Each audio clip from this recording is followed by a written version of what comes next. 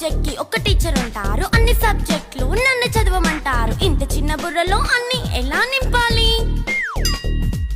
Class work, home work, fair notes అంటారు. Subject కి 3 books పెట్టి బ్యాగ్ నింపుతారు. ఇన్ఫాక్ట్ నా బరువు కన్నా నా బ్యాగ్ బరువే ఎక్కువ.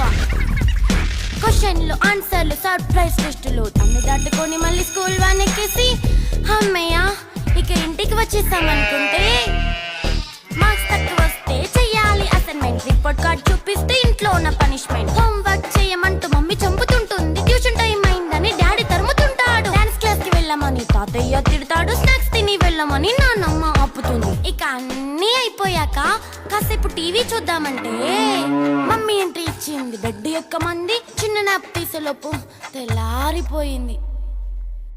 అయ్యో మళ్ళీ మొదలు ఈ స్కూల్ కష్టం.